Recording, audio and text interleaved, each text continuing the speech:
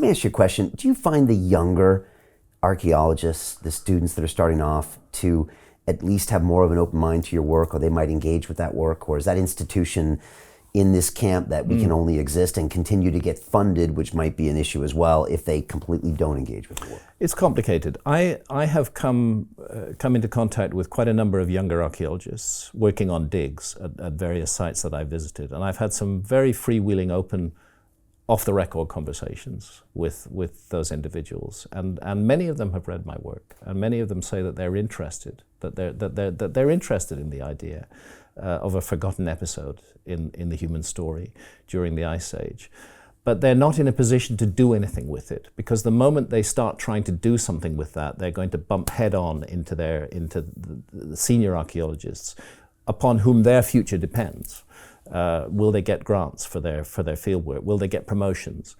All of that will be stripped away if they start even looking into the claims that I'm making of a forgotten episode in human history. So institutionally, it's very difficult for young archaeologists, even though they may disagree with the system. It's very difficult for them, if they want to pursue a successful career in archaeology, it's very difficult for them to turn against the paradigm, to turn against the mainstream narrative. And there's so many examples of this where archaeologists have had the guts to actually say, I think we've got things wrong and we need to look again. And the classic example, so recent, is the claim of archaeology that a culture that they know as the Clovis culture were the first inhabitants of the Americas.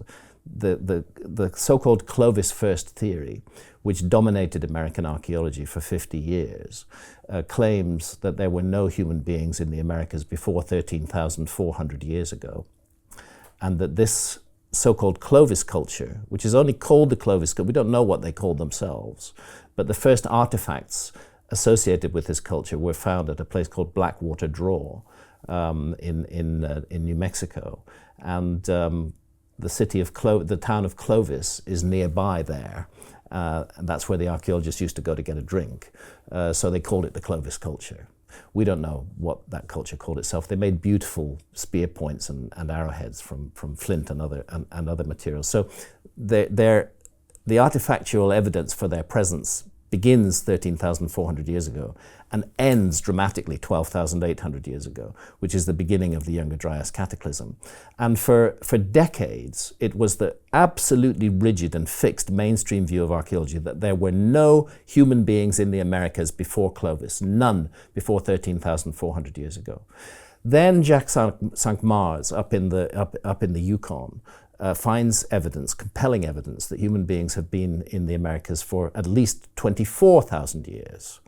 Okay, what happens to him is that his career is destroyed. This is in the 80s and 90s. He's putting out these new finds that he's made at Bluefish Caves in the Yukon.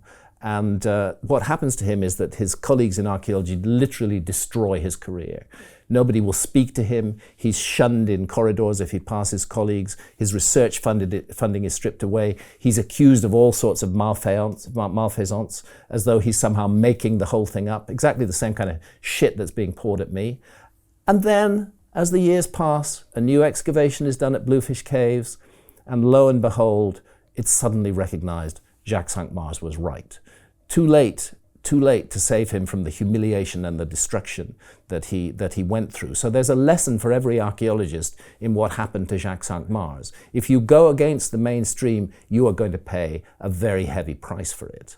And therefore, most young archaeologists have no incentive to go against the mainstream, even though in their hearts they may know that there is something to be done. And the funny thing with the Clovis first model now is, archaeologists are now, it's typical of this, they're now saying, oh, we knew it all along. We always thought there were people in Americas before Clovis. And we got rid of that debate in the 1990s.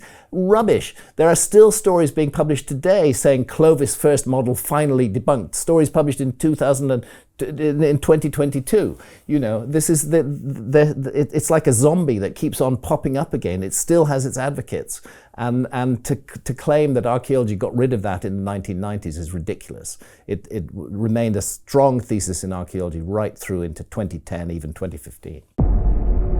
The greedy bankers are about to do it again.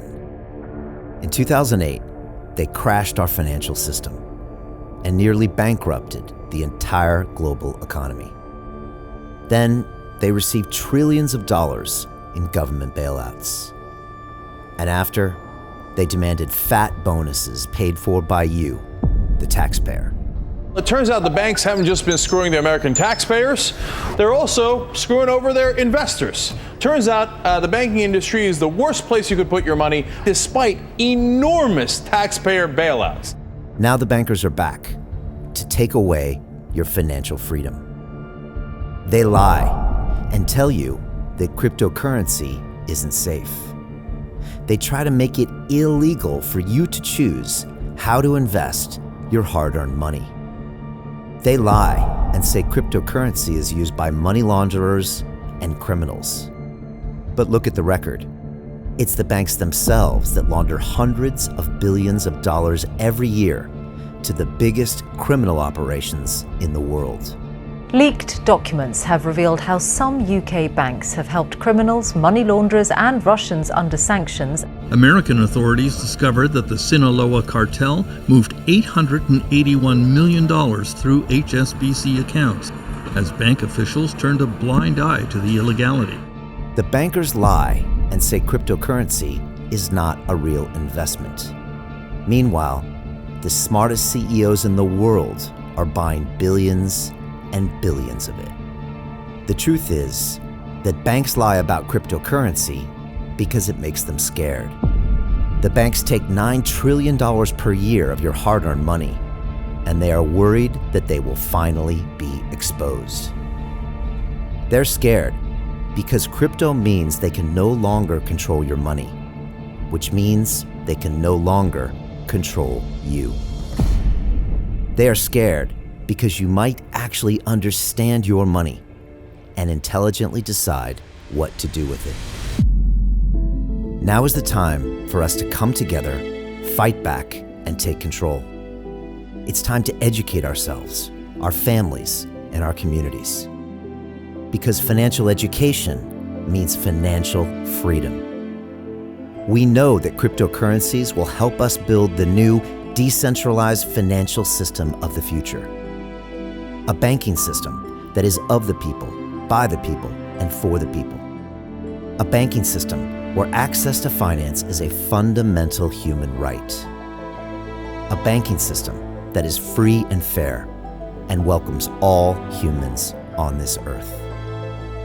The DeFi revolution is happening. We, the people, can no longer be fooled. We choose to take control of our finances. We choose to take control of our freedom.